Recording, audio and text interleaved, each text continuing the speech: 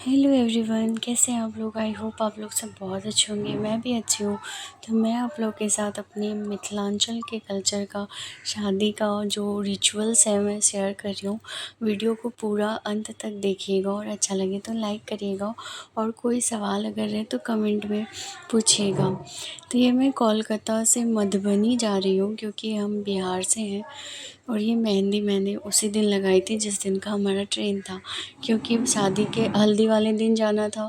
तो इतना रश रहेगा मुझे पता था, तो मैं पहले ही मेहंदी लगा के गई थी। मुझे स्टेशन तक छोड़ने मेरे हस्बैंड और मेरी बड़ी वाली बेटी गई थी। और मेरी जो छोटी वाली बेबी है उसको तो मैं लेके ही जा रही थी क्योंकि वो बहुत छोटी है, उसे छोड़ के जाना पॉसिबल नहीं था। तो बड़ी वाली को इसलिए छोड़ के गई थी क्योंकि उसके एग्ज़ाम्स कुछ दिन बाद ही थे। और वो भी बोली कि ठीक है मम्मी जाओ। मैं कुछ ही दिन के लिए गई थी। तो यहाँ पे मैंने रील्स, ट्रेन में कुछ रील्स बनाए। और क्योंकि मैं यहाँ से ज़्यादा बाहर निकलती नहीं हूँ, तो मैं बहुत कम ही बाहर निकलती हूँ, घूमती हूँ। तो जब भी मैं घूमती हूँ तो मैं कोई भी मौका छोड़ती नहीं हूँ रील्स बनाने का या कोई भी अच्छा सा व्यू जो है कैप्चर करने का। तो ये बिहार हम लोग आ चुके थे, सुबह का टाइम है, बिहार स्टेशन है। अब मैं आपको भी नहीं बता पा रही हूँ क्योंकि अभी 5-7 दिन हो गए आए हुए। तो एग्जैक्ट ये कौन सा स्टेशन है अभी दिख भी नहीं रहा है, लेकिन बिहार का ही स्टेशन है। या तो दरभंगा है ये, या तो फिर समस्तीपुर होगा, क्योंकि हम मधुबनी में उतरे हैं। तो ये मधुबनी नहीं है, उससे पहले की स्टेशन है। तो हम लोग बिहार पहुंच गए थे। हल्का-फुल्का ठंडा भी था, जैसे दिसंबर में होता है ठंडा कुहासा वाला, उस तरह का तो नहीं था लेकिन था फिर भी। तो ये हम लोग यहाँ पे ऑटो किए हुए थे, गाँव का जो ऑटो होता है गाँव तक जाने के लिए, क्योंकि मधुबनी स्टेशन से गाँव तक जाने के लिए ऑटो करना पड़ता है। और मुझे जाना था नानी गाँव क्योंकि मेरी मामा के बेटी का शादी था। वो मेरी बहुत अच्छी फ्रेंड भी बोल सकते हैं और मेरे से छोटी है, बहन है मेरी, लेकिन मेरी कोई अपनी बहन नहीं है, तो मैं उसे ही अपना अपनी बहन समझती हूँ। और एक मेरी सिस्टर है जो मेरी मौसी मेरे साथ जा रही है, उनकी बेटी है। तो हम 3 सिस्टर हैं जो हमारे यहाँ पे नानी घर में बेटियों की कमी है। तो मैं पहली हूँ, फिर ये जिसकी शादी हुई वो दूसरी है, और एक स्नेहा है, वो तीसरी है जो मेरी मौसी की बेटी है। तो हम 3 बहनें ही हैं। तो हम तीनों गए थे, मतलब हम दोनों गए थे, एक की तो शादी थी। तो ये बाराती आ गई थी। पता है मैं ना इससे पहले भी वीडियो पोस्ट की थी, लेकिन बाराती में जो संगीत बज रहे थे इसके कारण मेरे चैनल पे ना कॉपीराइट आ गया था, जिसकी वजह से मुझे फिर से इसे करना पड़ा है। अपलोड कर रही हूँ।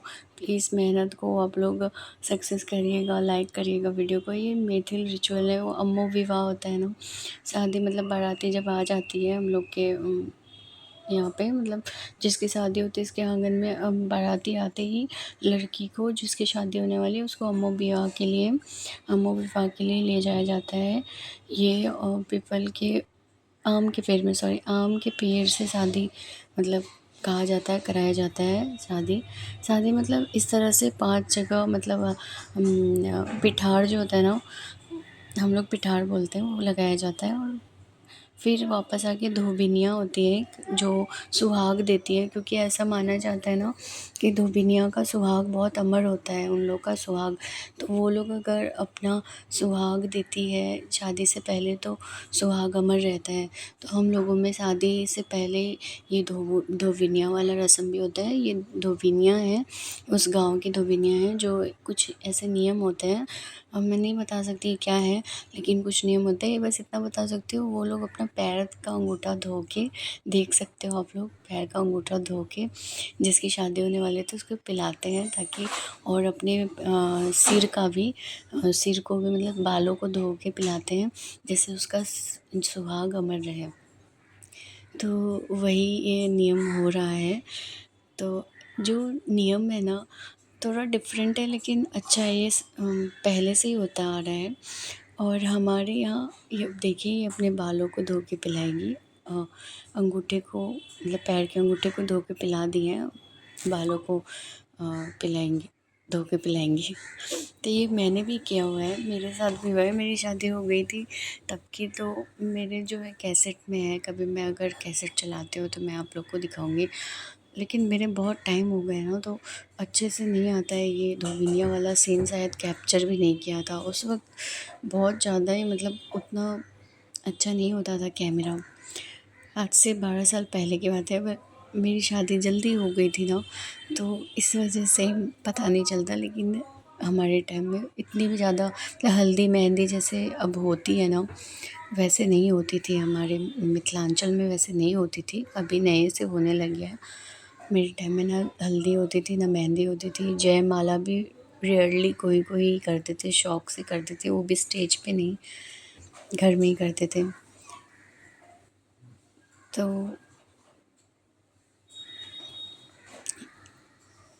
ये मिठाई खिला रही है, मतलब सुहाग देने के बाद मिठाई खिलाते हैं और फिर इनको साड़ी वाड़ी सब देना पड़ता है।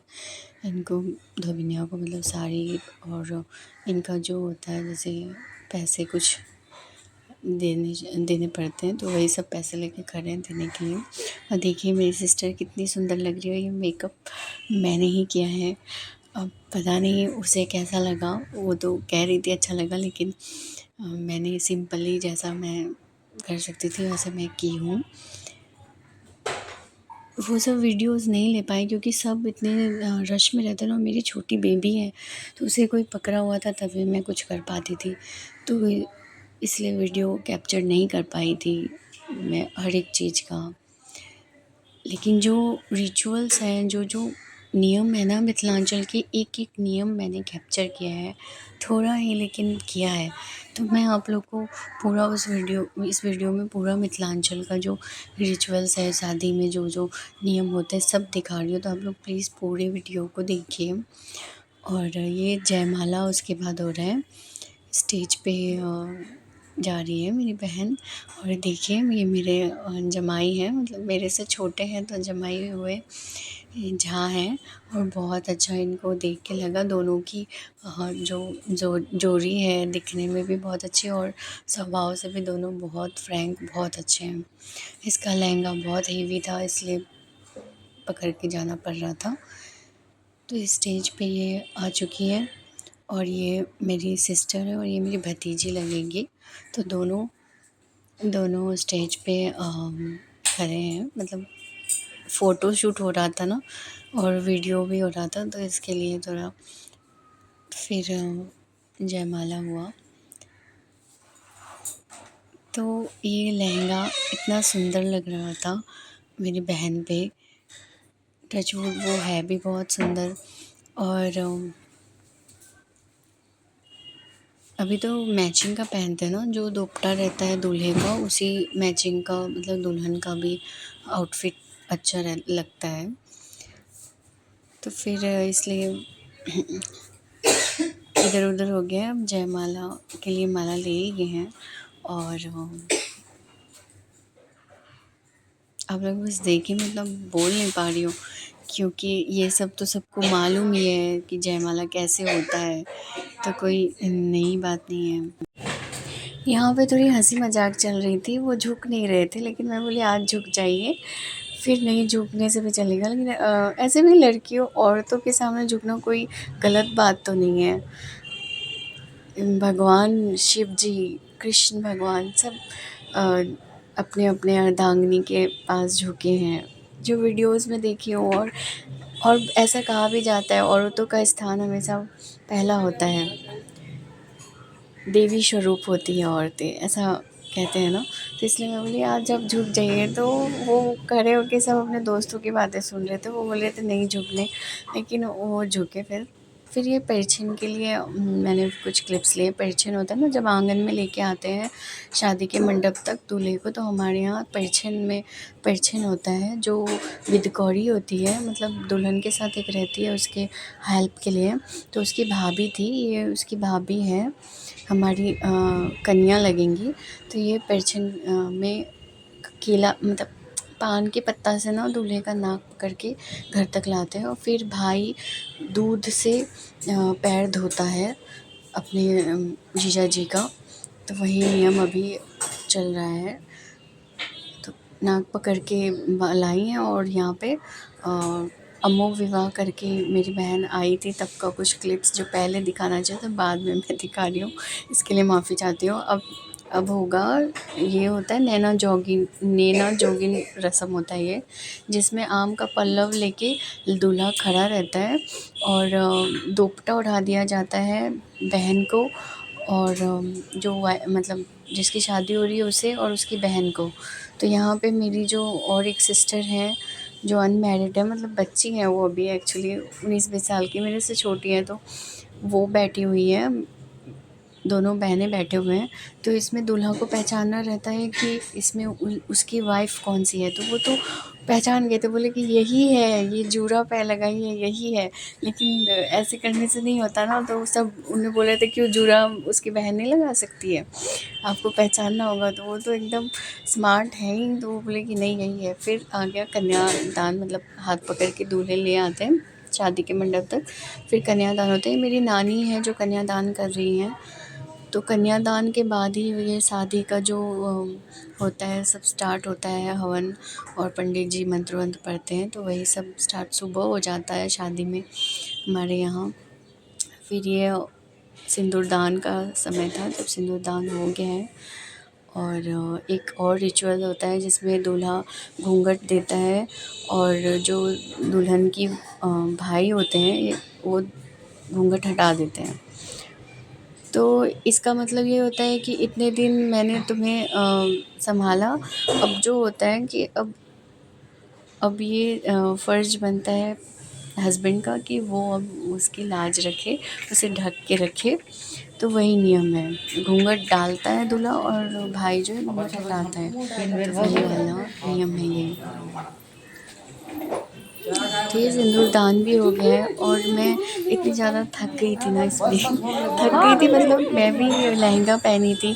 तो अब ये उनकी जो मतलब मेरी बहन के ससुराल वाले, जब शादी हो जाती है ना, तो वो आते हैं, मतलब उनके ससुराल से कुछ लोग, और मुंह दिखाई देते हैं।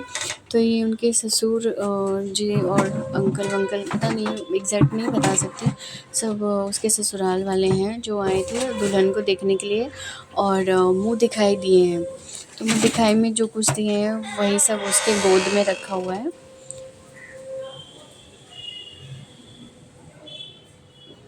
तो शादी एकदम संपन्न हो चुका है, एकदम बहुत बढ़िया से हुआ है। बाराती जो है वो बाहर में लगे हुए थे, बाहर में खाना पीना हुआ था, वो वीडियो मैं नहीं ले पाई क्योंकि खाते हुए किसी का वीडियो मैं कैसे बनाती तो इसलिए मैं वो वीडियोज़ नहीं क्लिप ले पाई। देखिए मेरे पीछे एक और बहन जो है वो अपना ड्रेस एकदम चेंज कर ली, क्योंकि वो भी लहंगा पहनी थी, और मैं भी ये घर से ये वीडियो बना रही हूँ। सुबह-सुबह ये नियम होता है, गौरी पूजा होता है, फिर ये खीर को इधर अदला-बदली हम लोगों के मिथिलांचल में होता है। जो लोग बिहार से हैं, मिथिलांचल से, उन लोगों को तो एग्ज़ैक्ट इस अच्छे से पता होगा, और जो अगर नहीं जानते हैं तो मैं उन्हें एक्सप्लेन कर दूँगी, कमेंट में बताइएगा। अगर आप लोग को कोई डाउट लगे तो मैं एक्सप्लेन करके बता दूँगी, या उस पे एक और वीडियो बना दूँगी, लेकिन उसके लिए कमेंट करना पड़ेगा आप लोग को। ये वाला नियम मैंने दोबारा क्यों दे दिया पता नहीं मुझे। तो ये शादी के अगले दिन का है, जब हमारे यहाँ दुल्हन नहीं जाती है शादी के सुबह, वो दूल्हा रह जाता है घर में क्योंकि 4 दिन जो है ना बहुत अच्छे नियम होते हैं, बहुत सारे नियम होते हैं। ये सुबह का टाइम है, और शाम के टाइम को ढक्कन चोरी होता है। तो वही ढक्कन चोरी में ढक्कन को पकड़ लेना रहता है दूल्हे को, और जो साला साली होते हैं वो ढक्कन देते नहीं हैं। तो इस तरह का खेला होता है, और ढक्कन लेना बहुत ज़रूरी होता है, क्योंकि वो ढक्कन जिस पतीले का है वहाँ दिया जलता है तो उसे ढकना होता है, इसलिए दूल्हा को वो ढक्कन लेना पड़ता है। तो वही वाला रिचुअल चल रहा है। दूल्हा अपने साला से ढक्कन लेने की कोशिश कर रहे हैं, और इन्होंने बहुत अच्छी कोशिश की है। और हमारे यहाँ 4 दिन ना खाने में सिर्फ मीठा खाना पड़ता है, तो पता ही है कि खा पाते नहीं हैं दूल्हा दुल्हन कोई, तो इसके वजह से थोड़ी सी मतलब थकावट रहती है। ऊपर से इतने सारे नियम है ना, एक पे एक नियम होते हैं, तो थकावट हो जाती है। देखिए हम कैसे किस तरह से खेला हो रहा है, यही सब तो अच्छा लगता है, इन्जॉयमेंट इसे ऐसे ही शादी में अच्छा लगता है क्या है, शादी के सुबह दुल्हन चली गई रोते रहे सब, ऐसा नहीं है हमारे यहाँ का यही एक ख़ासियत है कि दुल्हन दूल्हा रहता है ना 4 दिन और इतनी अच्छी लगते हैं फिर घर में, मतलब बहुत अच्छा लगता है। और आफ्टर 4 डेज़ कभी भी हो सकता है गौना, लेकिन 4 दिन के अंदर बहुत एंजॉय करते हैं सब, यही सब रस्म को लेकर बहुत एंजॉय करते हैं। फिर ढक्कन उन्होंने ले लिया था। तो ये मैं वापस आ चुकी थी। ये मधुबनी स्टेशन है। अब मैं यहाँ से कोलकाता आने के लिए रेडी हो गई हूँ, स्टेशन पे आई थी और अब आने वाला ही था ट्रेन। और ये मेरा भाई मेरे बेटी को लेके है और मेरा ये लगेज है और ये मैं बाय।